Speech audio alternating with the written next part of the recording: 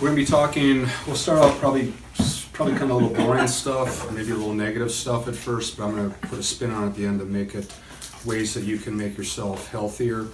Back in the 80s, they used to be called it anti-aging, and now it's called neuroprotective of your brain. So, a little background about me.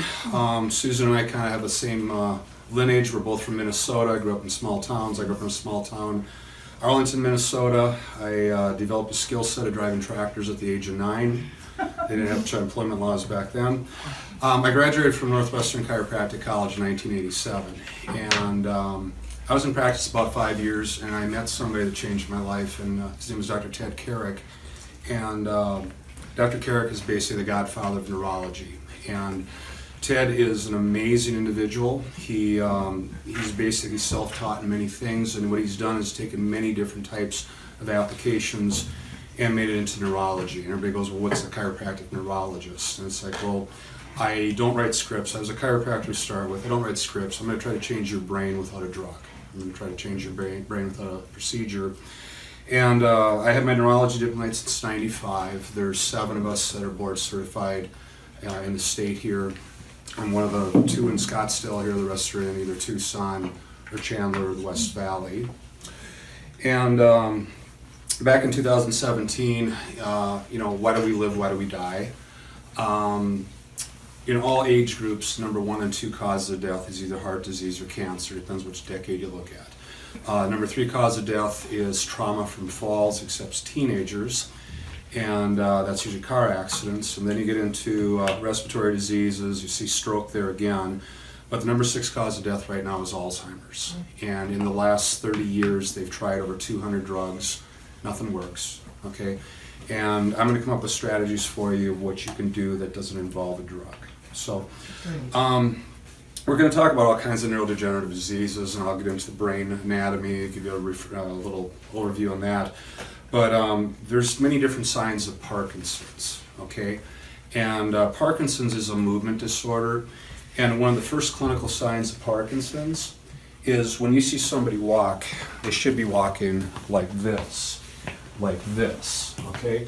And if you see somebody walking like this, okay? That's the first clinical sign of Parkinson's. And you see, you normally should be moving with your arms swinging. And if, let's say, I don't have a swing in my right side, that's a left brain lesion, okay? And if I have a no swing in my left side, then it's probably a right brain lesion.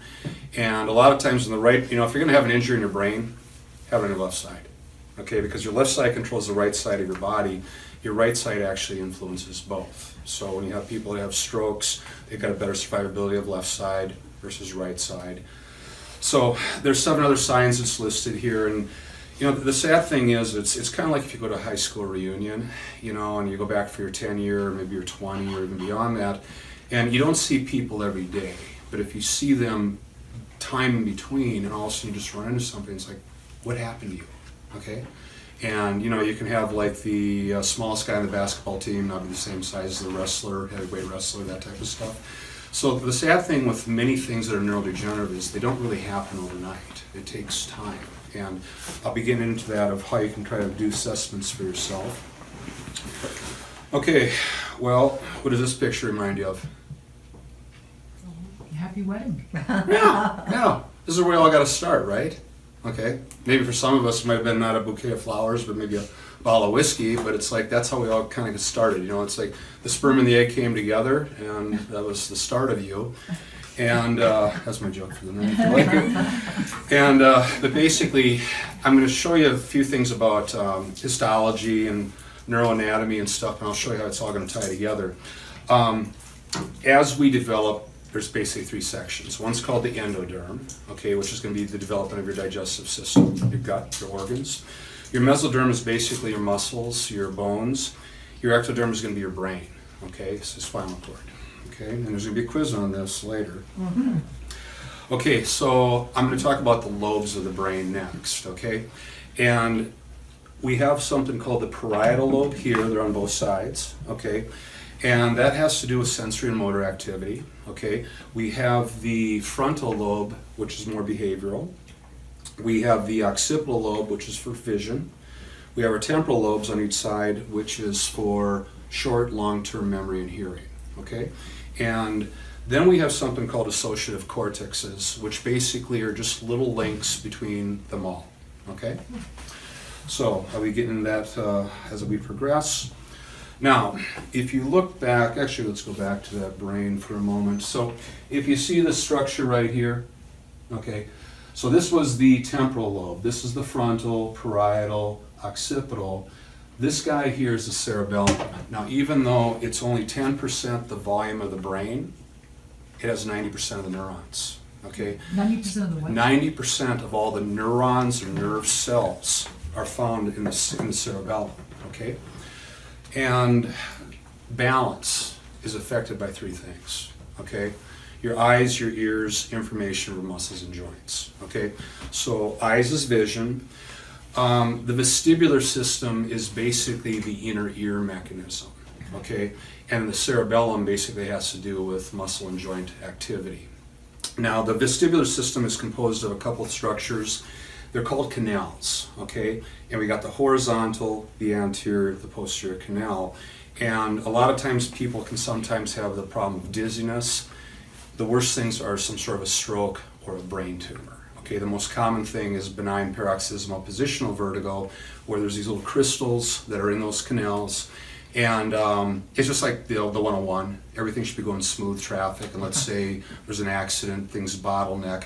And it rarely happens in the horizontal canal, about 5-10% in the anterior. But the great majority is these little crystals or rocks clump up in the posterior canal. And that's where people, you develop a sensory error message where you think you're standing up straight, your brain thinks you're at a 45-degree angle, so that sensory mismatch is going to cause you, every time you roll over, sit up, you get dizzy, okay? And that's actually a pretty easy fix. You know, it's kind of like many things, there's many things that are going on. One can be caused by this, you have the same symptom, but one can be caused by one thing, one can be caused by another. But I'm going to get a lot more into balance here in just a few minutes, so we'll return to that.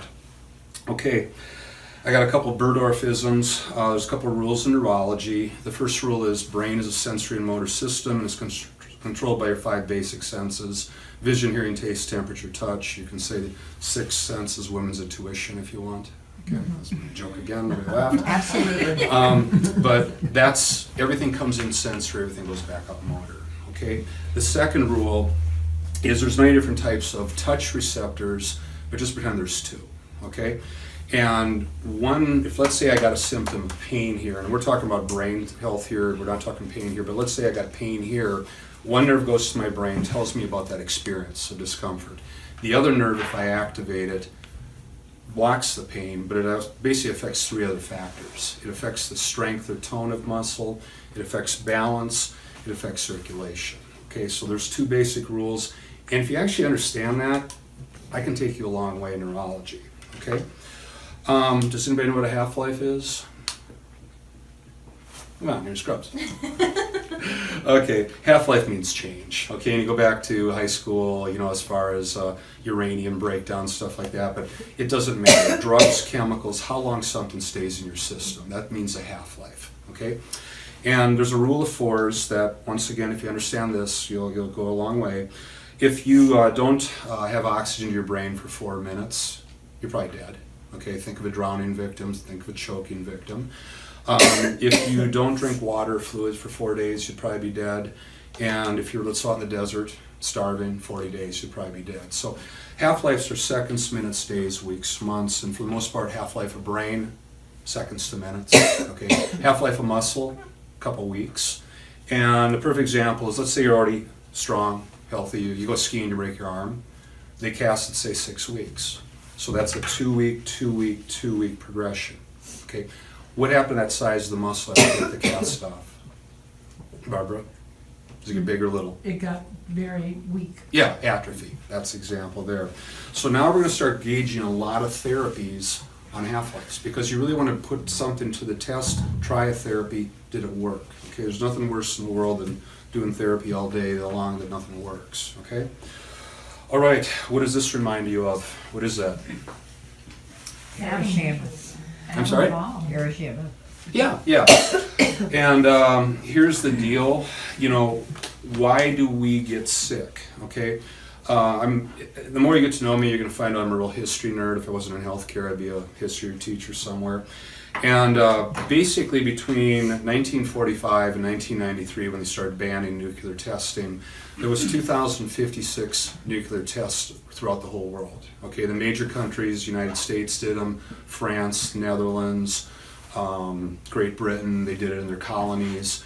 And the United States by itself did 1,054 of those studies. Okay, and the problem is when we start talking about what causes Alzheimer's, what causes Parkinson's, it's things that we don't intentionally put in ourselves. And the sad thing is, if you ever get into any heavy metal testing, you're going to find that Nevada, Arizona, Colorado, California, New Mexico all have higher than normal uranium levels. Okay, now we're talking about neurodegenerative stuff tonight, but the horrible thing is 50 years ago, 1 in 20 people got cancer.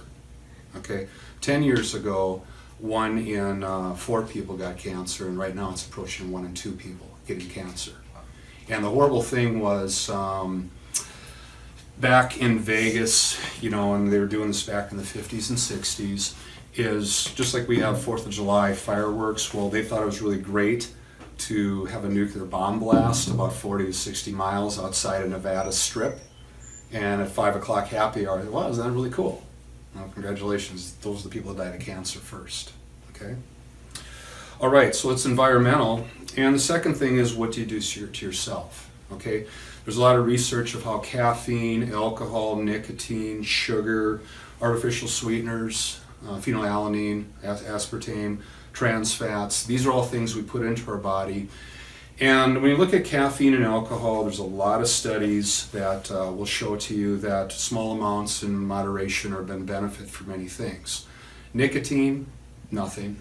Okay, sugar is in general bad for us. Artificial sweeteners are very bad for us. Trans fats, and it's difficult because when you deal with lobbyists in politics, you can legally put has no trans fats on the label and still add 0.5 gram of trans fat. Okay, you can say no sugar added, and the California and the Florida lobbyists for the orange growers have said you have a bad crop, frost or whatever, they can legally add white sugar to a certain sweetness level still to sell that crop. So that's there's so many good books out there, but it's like how corporate America is destroying us with nutrition. So you really got to take it upon yourself to start reading labels and understand this stuff. Okay. All right. Let's get back to balance here. And vision is a big thing, but really the 2 things that really influence your balance is either your inner ear, which is your vestibulum, or your cerebellum. And this is what we know about neurology now, is that if you stand here with your feet together on a floor with your eyes closed, basically 70% of the integration in your brain is somatosensory, which means muscles and joints, which means cerebellum. Okay? Then you're going to see that 20% is the inner ear and 10% is eyes. Even though you have your eyes closed, you are getting some sensory stuff in there. Now, if you take somebody and put them on a balance pad, or we call it a perturbed surface, it flips. So when you stand here on a balance pad and we're looking at how good your balance is, that becomes more inner ear, more vestibular. Okay, and then 20%. Let's see, 20% is eyes and 10% is somatosensory. So the nice thing about this, and people always ask, well, what's a functional neurologist? Okay, your test becomes your therapy. So now that we know which pathways are affected, when I do an evaluation on somebody, I can figure out what kind of therapy they need. Okay? So, here's a couple of Burdorfisms again. Just like I said there, your test becomes your therapy. So for some people, they may need pure vestibular therapy. Okay? For other people, which means it's something on a balance pad. For other people, they may need to do something that's more cerebellar based. For other people, they may need to do an eye exercise. Okay? And the big thing about, and I've been in Scottsdale for 27 years. I've seen kids grow up, and it's one of these things where Jesus wasn't a prophet in his hometown, and a lot of times people I've seen and I see deteriorate, and I said, "Let me help you," and they're in denial because they don't want anybody to know. And that's the sad thing about different neurodegenerative diseases, where people they're in denial. Okay, and if you actually move forward and try to be preactive or preemptive with this stuff, you can actually make your brain work a lot better. And this is one, it doesn't matter if you believe, I was raised Lutheran, I'm a Christian. God provides miracles, whatever higher being you believe in, but you gotta do your part. And two questions I ask patients when they come to see me is, are you willing to commit to my treatment plan? And if I give you exercises to do, are you gonna do them every day? Because if you don't, I won't see you. And that's just the way it is. So, everybody loves a comeback, especially if it's one of your own. So, people have had horrible things happen to them. I see people that are post-stroke. I see a lot of, you asked me about personal injury, a third of my practice is either trauma related. So I see a lot of people with concussions. I see a lot of people, that have suffered whiplashes and they don't fix it. And all of a sudden, their body just goes to heck in a short period of time. Okay, does anybody put duct tape on the speedometer or the gas gauge of the car? Anybody? Nope. Okay. Does anybody know what this is? Okay. Do you know you have high blood pressure or a fast pulse without this? Mm-hmm. Probably not. Okay. And you see, that's the important thing about testing, is you don't know you have cardiovascular disease unless somebody does an examination on you. So why would you guess on your health like that? I mean, I'd love to bet somebody $1,000 if they wanted to run around for a year and do that and see if they run out of gas or get a speeding ticket. What does the cop always say? Do you know how fast you were going?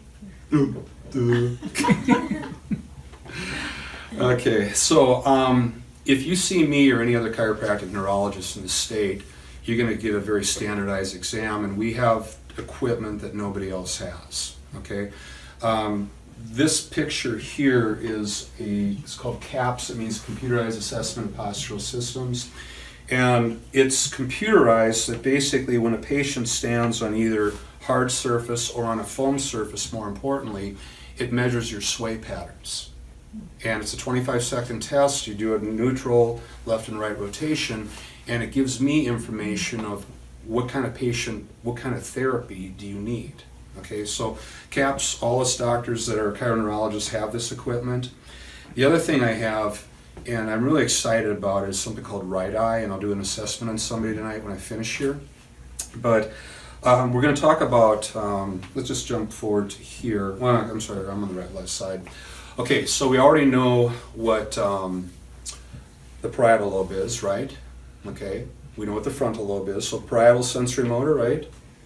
Okay, so then frontal lobe is behavioral. Okay, your ability to fixate something is more cerebellar.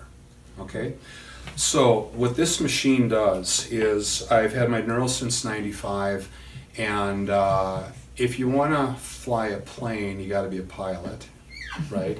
But it's not a bad gig having autopilot. And I've incorporated this into my practice here since this last year. And just to teach you a little neurology here, is if I follow a target from center to the right, that's parietal lobe, that's the pursuit. Okay? So right parietal, left parietal. Okay? When I come, these are considered more of a slow movement, but when I come from here back, that's called a saccade. Or if it's saccade, if you're from Europe, okay, saccade, it's like potato, or tomato. So once again, that's frontal lobe, okay? So right parietal, right frontal lobe, left frontal lobe. Your cerebellum on the right side kicks your eyes left, your left cerebellum kicks your eyes to the right, which means anytime somebody whacks their head or injures their neck, they can have all kinds of visual disturbances in the short term. And in the long term, okay, parietal lobe has to do more with pain, okay? Frontal lobe is why we're here tonight, okay? You want to make your frontal lobe work the best that it can, okay? Now, we already know that there's 200 different types of drugs that we're trying in the last 30 years and don't work, okay? The biggest problem when it comes to movement disorders like Parkinson's is the original drugs were all L-DOPA based, okay? The problem is if you're on that for 5 to 7 years, that's going to cause dementia. That's going to cause Alzheimer's, okay? The problem if you're on antidepressants, I get it, okay? Prozac's been around for some 30 years and you got all the different ones on top of it. Well, what does it do? Short term, it helps you with your anxiety, depression, behavioral disorders. Long term, it's toxic to your cerebellum, it's toxic to your basal ganglia. It will induce these neurodegenerative problems. Now Parkinson's, even to the next level, is in recent years they've come up with newer drugs that are not all dopa based, but what they do is the side effect is not dementia, the side effect is obsessive compulsive disorders, that literally family members have to sign over the power of attorney for that patient, because what people are doing is becoming either sex addicts or gamblers. And they used to have to drive to Vegas, and now they can do online gambling, and people will wipe out their entire savings sometimes in a matter of weeks. Okay? So, why is this important? Okay, well, go back to the half-life thing. What's the rule of fours when it comes to you don't have oxygen in your brain for 4 minutes? You're dead. You're dead. Okay, what if you don't do fluids for 4 days? You're dead. Okay, and let's just say that all of a sudden you're laying around and not doing anything, okay, in a month you can be dead because you're not eating, but the big thing is you're not physically active, so that goes back to that broken arm theory, that when you sit around and waste away, you atrophy your postural muscles, you atrophy your, you atrophy everything, and it's just, everything goes south on you, okay? Now, I was a chiropractor first, and the way chiropractic works is you're out of alignment, you adjust joints that don't move, and that activates those pathways. The muscles that truly hold your spine together, they're this big, okay? And this is just medical fact. The only thing that's going to activate them is either a cerebellar eye exercise or a balance exercise, okay? It's not a bad idea to go to the gym and do back exercises, and yoga and Pilates are all great, but the only way you're going to activate this is with neural rehabilitation. In fact, you probably have all seen it. See some guy at the gym, he's this guy with 20-inch arms, he bends over, picks up something, he sprains his back. Why is that? Because these muscles are strong and that core isn't. And the thing is, how do you know the integrity of your core unless you do a CAPS test, unless you do a real-eyes test on somebody? And you see, that's where my therapy becomes, the test becomes your therapy. And I can put it to the test, and I'll show you. I wasn't able to put a slide in here at the end, but I'm going to show you an interesting case study right at the end here. Okay, well, I'm mainly German and Russian, but I got to take my hat off to the Finns here. Mm-hmm. And what does work? Well, they call it the finger study, and because I don't need to speak Finnish, I don't know exactly what all those words stand for. But between 2013 and 15, what they did is they did a study on some over 2,500 people in Finland, and what they found is if you followed a Mediterranean diet, which means cutting out the white stuff, cutting back on alcohol, cutting back on the fatty meats, and basically have more lean meats and vegetables and nuts and stuff like that. That was one thing. Okay. Another thing was they did balance exercises. Okay. I've got that machine, the CAPS, that's going to measure your balance sway patterns in 25 seconds. Okay. I got a study they did in Japan about 10 years ago that they took like 1,500 people and they asked them to stand with one leg for a minute, and the ones that couldn't do it, they MRI'd them, and they all had advanced small vessel disease in their brains. Okay, so once you lose your balance, you lose your brain.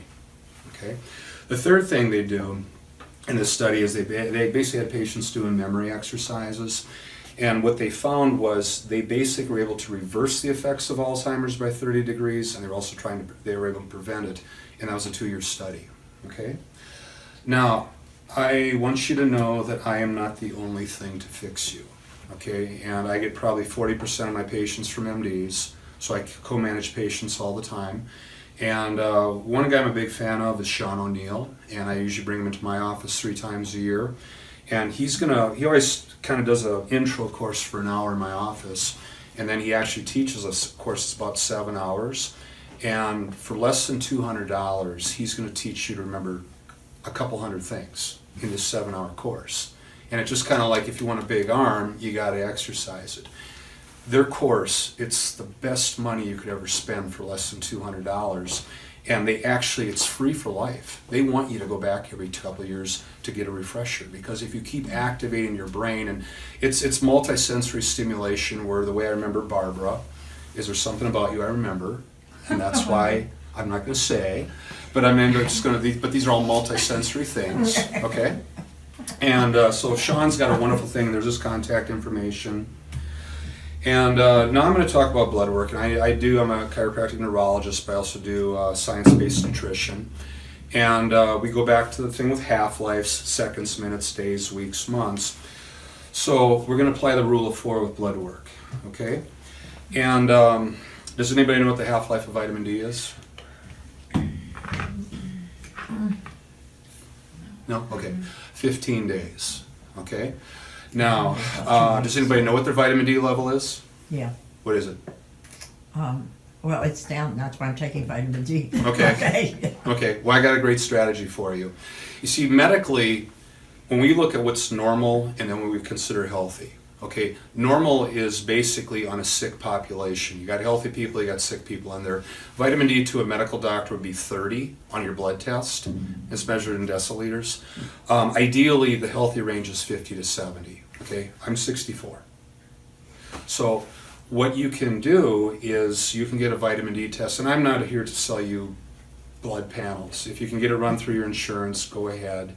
I have cash pricing through LabCorp, just like we were talking. I use LabCorp for blood work. I use Scottsdale Medical Imaging, Simon Med for my imaging. I farm all that stuff out. But if, let's say, you want to be between 50 and 70 and you get your blood work done, okay, and it's low, then I can tell you, and maybe you're a 50-year-old guy, maybe you're a 20-year-old girl, and maybe I'm on a blood pressure, and maybe you're on birth control, maybe there's some different factors, but I can tell you how much you need and then put it to the test. Which means if the half-life is 15 days, take it, try it for 30, maybe 45 days max, repeat your blood work. And if you're in that 50 to 70 range, well, what you've done, we're talking about neurodegenerative stuff tonight, but as far as cancer goes, cancer loves sugar. Vitamin D does not only help with bone strength, but basically it helps insulin dysregulation, or actually having proper insulin, and you can present up to 15 different types of cancer, and the big ones are breast and colon. Okay? So I'm not a big fan of seeing all these different charity organizations. I'm not going to name them, but you know what they do? Nothing for prevention. It's like, they have a race. It's like, here's the ibuprofen tab for you. Okay? There's so many things you can do naturally to make your body healthy.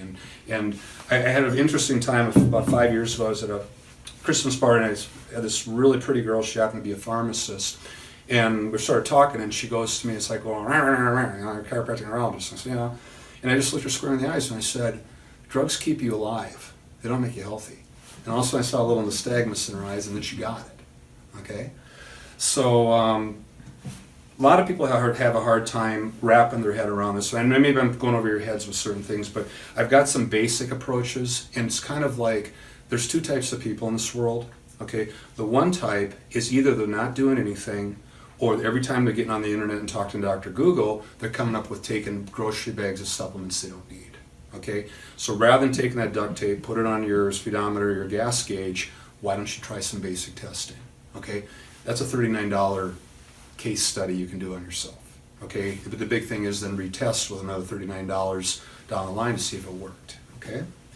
Now, the next thing we're going to talk about, and what are the 3 layers right after the sperm and egg came together, Caitlin? Remember something called endoderm? Sure. Okay. Remember something called mesoderm? What was the mesoderm good for? Why? I don't remember. Okay. So mesoderm is muscle and joint, but what endoderm is basically your digestive tract, and ectoderm is your brain. Memory. Okay? Oh, Memory brain. and hearing, right? Brain. Ectoderm is your entire brain and spinal cord. Oh. Your peripheral nervous system, everything, ectoderm. Okay, so, they actually said, I was actually, once again, from a real little town. I was born on January 13th. I was a full-term baby, but I was the first baby born in Arlington, so I won the award. Okay, so I was a New Year's baby. And what they're saying is, I always just say I'm in purgatory for a couple months, or a couple weeks. I never start things on January 1st. And there's been more and more research out in recent years that you're better off. Most people abuse themselves, the holidays. So November, December, maybe not great. And then if everybody tries to do these New Year's resolutions on January 1st, you know what? They fail immediately, because they're better off now, statistic-wise, to plan the month of January and start your resolutions in February, and you actually have a better follow-through. Now, most people, what they do is they always think, well, I've been doing all this sugar and alcohol and fat and all this stuff, so I want to do a detox. okay? And the reason I asked Caitlin about the endoderm is all three of those layers were originals together, okay? And so there's this whole thing with the brain and gut connection. And when we talk about toxicity, so we had the slide with the nuclear blast, how we abuse ourselves, so everybody wants to do a detox. And the sad thing is, 50% of all first symptoms in cardiac complaints is death, because people never get checked out, and then they have a stroke, especially in the Midwest, they shovel snow, they have a stroke or heart attack. Well, symptoms are the last thing to happen in any healthcare complaint. You know you can be down to 20-25% of function of your liver without having any symptoms? And that's why blood work is a beautiful thing to do. And you know what people do is that they sign up for they buy some multi-level detox, they buy something on the internet, they take this stuff, and it's a good way to kill yourself. And does anybody, I'm not gonna ask Caitlin, you know who Andy Warhol is, right? Yes. Good, okay. Well, there's a detox that probably cost about $15 that killed him in 1987. And the thing is, when you do detox, and if your kidney and liver or heart aren't strong enough for it, it's a good way to end up in the ER room. So this is my second little better approach, is if you decide to do something like this, absolute minimum, get a comprehensive metabolic, get a lipid panel, get a CBC. That way it gives you, are you strong enough to do this? Because the last thing you want to do is make yourself more sick, okay? All right, the last thing is, this is really my best approach. And if you're over 40, this is something you should be doing annually anyway. And what it's doing is it's taking your vitamin D, it's taking the comprehensive metabolic, it's taking the CBC, it's taking your lipid panel, it's now adding in thyroid, it's adding in inflammatory markers. And what is a condition, let's say if you're anemic, okay, what do you think you need? I need iron. Yeah, and for certain people, 10% of the population, that's a death sentence, okay? Because there's a condition called hemochromatosis, and it's more common. I want to tell you something. This is getting worse, and I'm trying to do some research on this, but it's women that are postmenopausal, pretty much. I'm 83, and we're just our bloods were just anemic, and we don't know why. Nobody knows why. They do. Well, I can tell you why. Oh no, we've done all the tests, and no. What's your ferritin level? I don't remember, but okay. It's okay. I have to get iron infusions, but okay. Well, anyway, getting back to, you don't know unless you test, and it's not the cells. Usually, when we get older, our cells. Well, you can have different forms of anemia. You can have different types of B vitamin deficiencies, but the big thing is, just like she said, once you're menopausal, you're not dealing with that monthly bleeding loss. And so that's where it does happen in men. Part of it's genetic, but a lot of it's metabolic. And if you have iron too much in your system, that creates inflammation and can give you a plethora of diseases, which once again can get into the autoimmune arena. Okay, the thing is, I can't, in fact, this is a perfect time to show you this slide, okay? How many little gauges do you think you see up there? Too many. Well, I'd say easily probably 60, 75, okay? Which goes back, Sandy, to you got to see the whole picture, okay? And one test, like I said, is ferritin is one of them, but you got to look at the whole picture together. But you know, the thing is, what it becomes is have a standard, okay? Now, we talked about half-life of vitamin D being 15 days. Half-life of your liver is 6 to 8 weeks, which means you can either destroy it or you can rehab it in that window of time. And my approach with nutrition is start with the best approach, get all this stuff done. You know, it's kind of like a car needs 4 tires, not 3. You need a muffler, okay? You need all these working components there, otherwise that thing's going to crash to the earth. Does your large blood panel and your best approach include liver enzymes or whatever they call that? Yeah, your AST and ALT. That's all. It's all incorporated. Part of that's in the comprehensive metabolic panel. Your cholesterol, your fats is in a lipid panel. And then you interpret, if we get the blood work done, you Right. will tell us, okay, this is what you Right. need to do. Yeah, and the thing is, I don't want to be selling you a dozen supplements. I'm going to try to find 3, 4, 5, and then you need to change your diet, Yeah. okay, as well. But it's really put it to the test, okay, because once again, what's half-life of brain is how long? Seconds, minutes, right? Okay. The endoderm is basically a couple of months. That's liver. Okay. So you want to do something that works, because the most expensive vitamin in the world is the one that doesn't work. Okay. And what you want to do is, if you find something that's working and making your brain work better, then isn't that worth it in the long term? Okay. All right. So at the end of here, I wrote here something, life is a journey, it's not a destination. And I would like to show you, and the reason I didn't include this slide is this is a printout, and I'll just pass it around to you. And, well, this is a 73-year-old woman that I saw last December, and she has a history of dizziness, vertigo. She saw everybody, barrels. She ran around to every doctor in town, clean MRIs, clean CT scans, no brain injuries, okay? And for some people, getting their neck adjusted is the absolute worst thing in the world, and for other people, it's the only thing that's going to fix them. So what she had degenerative changes in her neck, and I actually was treating her about 3 weeks before. But what I'm going to do is, and somebody I'm going to do this test on tonight here, is this here measures your pursuits, which are what lobe of the brain? What lobe of the brain are pursuits? Parietal. Okay. So it's going to measure your parietal lobe integrity. It's going to measure your frontal lobe, which is saccades, and then it's going to measure your ability to fixate on something. Okay. And the cool thing about this is you want to see these all green. Okay. So this first test was done on 12/6, and I wish I would have had my machine in place, because I actually treated her for about 3 weeks prior to this. But okay, green is great, orange is bad, and red is really bad. Okay, and so what happened is her pursuits, her saccades, were god awful. Okay, her fixations were moderate, bad. Okay, and they take these algorithms together, and if you look at this stuff, and I can show you, but it's like how well you can fixate. You can do this all in live time. It's really cool. And so what I did is, her score was EQ was a 31.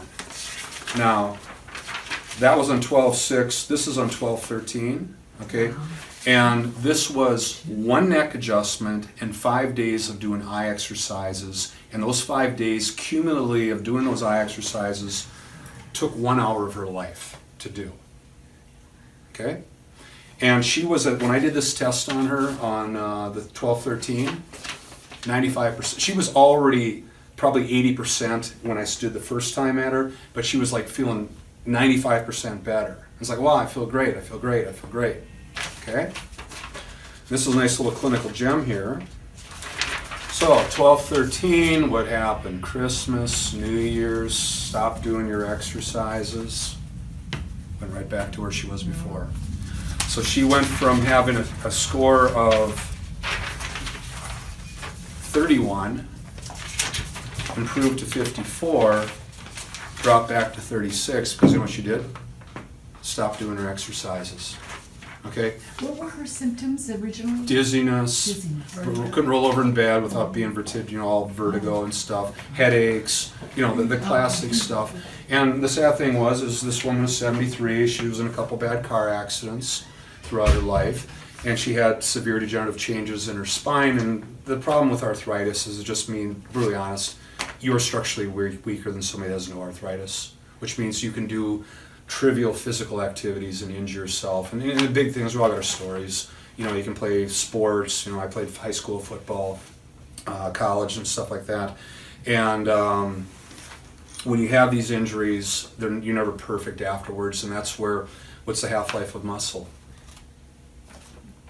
2 weeks. 2 weeks. 2 Good. weeks. Good. We're learning. So the thing is, when you stop doing something and you turn weeks into months, You see how you get weak real fast? Okay, so what happens if you don't drink water for 4 days? You die. Right. What happens if you stop doing your exercises? And here's the reality. Everybody's bitching about cost and stuff.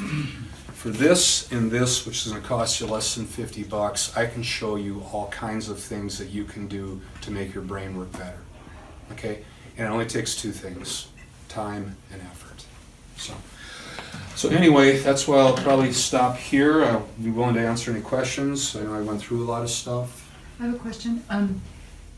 Do you have exercises that would improve hearing loss, improve it, hearing, and ability to memorize, which would both be those. Right. What's the word that you called it? Paralobe. Parietal? Parietal. Parietal lobe, though, is I don't know that sensory word. motor. Temporal. Oh, temporal. Temporal lobe. Temporal's on the Hearing. side here. Okay. Parietal's here. Okay. Okay. It is temporal. And then temporal's the side. So that's memory. Okay. And I would love to delegate that memory exercise to Sean O'Neill. Mhm. Wonderful, wonderful class to take. Now, I have many tools in my practice. Okay, I'm a chiropractor, so I may or may not do chiropractic applications on you. It depends on your body type. It depends on the integrity of your spine. There's many different types of adjustments. The first chiropractor I ever went to was a guy named Marlon Four. I didn't bring it together, but if you're, they always say, that little clicky device, okay, that's called an activator. The activator technique was originally a dental mallet to use to knock teeth out of people. Chiropractic is not on, you don't unpinch nerves. If you have a pinched nerve, you're going to probably need a shot of cortisone or maybe need a decompression surgery.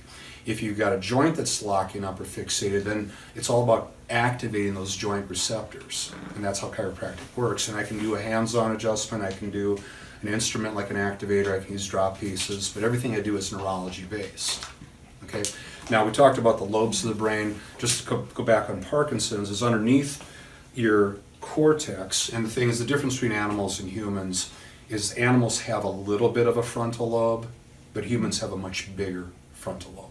Okay, or at least hopefully most of us. So there's some animals that probably do have bigger frontal lobes than some of the people I know.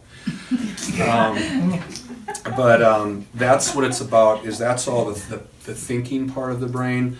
Now the basal ganglia is just like I said when I started out here. If you see somebody that has no swing in their arm, okay. If it's no swing on this side, it's coming from the opposite side.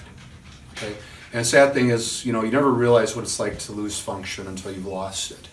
And so when people have different types of injuries, whether it's an accident, whether it's a stroke, whether they've had a brain tumor or something, is if I'm going to lift something with my right arm, it's my left basal ganglia that initiates it. It's my right cerebellum that coordinates it, that I don't do that. Okay?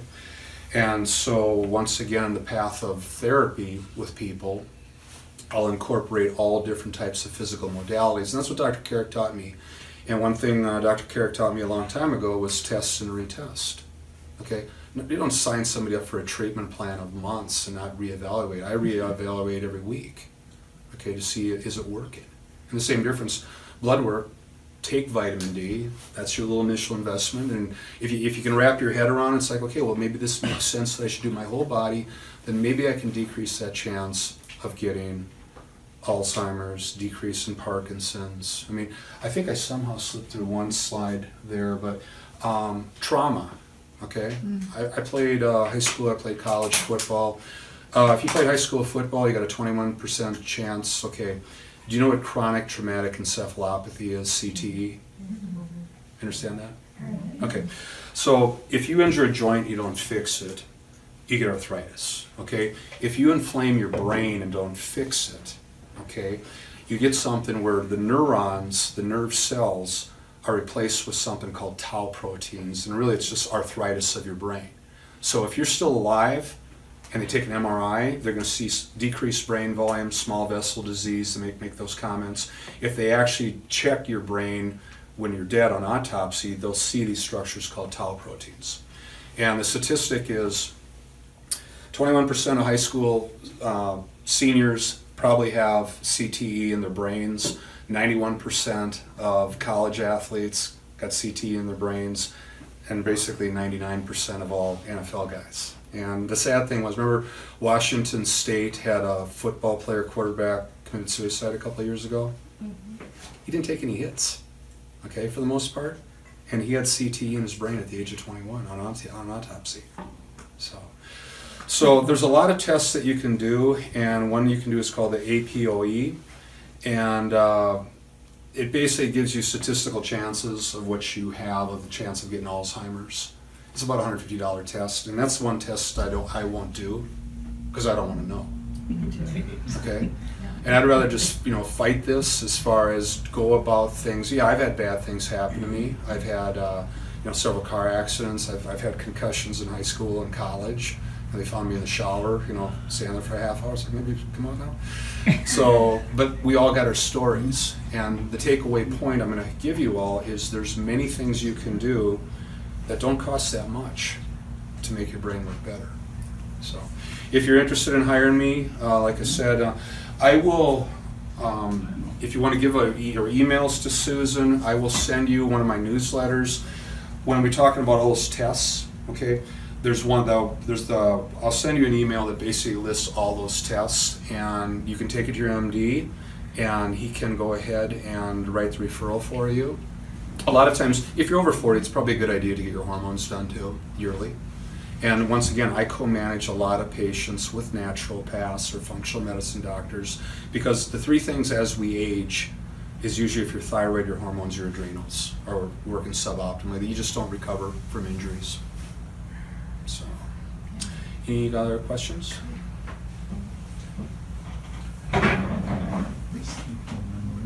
Sorry? What are some of the exercises that you recommend? Like, I do. Well, when it comes to eye exercises, typically the pattern I see is a lot of times, well, usually there's about 4 different variations of pursuits, okay? And most people probably get about, I'd say 90% of all people that I evaluate, they usually get 2 exercises. And the other 10%, they may get 3 or 4, it just depends. This, the Right Eye software I have, originally was very popular with optometrists. It's a nice screening tool, and all the chiropractic neurologists have jumped on board the last couple of years. But a lot of times, there's 4 basic patterns, usually with pursuits. But saccades, there's like 17 different angles. Like, depending on what your assessment shows, is maybe I got to do a micro saccade from center down diagonal, or go up left or up right, or come from right to left up, or left all the way down, or right all the way down. So you see there's all these different combinations. But the cool thing is I can retest you, usually after what they actually like. And did you play sports in high school? field hockey? You know what 2-a-days are? Yeah. Why do they have 2-a-days? To improve your performance? Yeah, to whip you in shape quicker because the season's starting, okay? So what they want you to do is, I love the software because they actually have a compliance built into it. So they want you to do these exercises. It takes you a couple minutes to do twice a day, and if you miss a day, they kick you out. You got to start all over again. It's like running laps if you screwed up, in field hockey, okay? And I'm a little meaner than that, because what I do is I make you not just do the exercises on the computer, I actually make you show them physically as well. And I'm real high tech. I give you little red and blue dots, and you just put them on the wall, and whatever your exercise is, I'll show you how to do them. And it just goes back, it takes your time and effort. Do people that, like, when they come in with symptoms, is it primarily like dizziness or like brain fog, or is it like cognitive, like short-term memory? I see the patient that's not waking up with a symptom for the first time. Okay, like if you woke up with neck pain or low back pain for the first time in your life, I'm probably not your doctor. Mm-hmm. Okay, I see the people that have had something happen to them, and it's been probably months and years ago that it's been going on. And so, once again, the sad thing is I did a consult today on a girl that, just a plethora of things, and she's 30 years old. And last year, I saw 31, 35, 37-year-old women that were all diagnosed by medical doctors with Parkinson's. And you know what every one of them did in high school? every day. What is that? Crack their neck. Crack their own neck.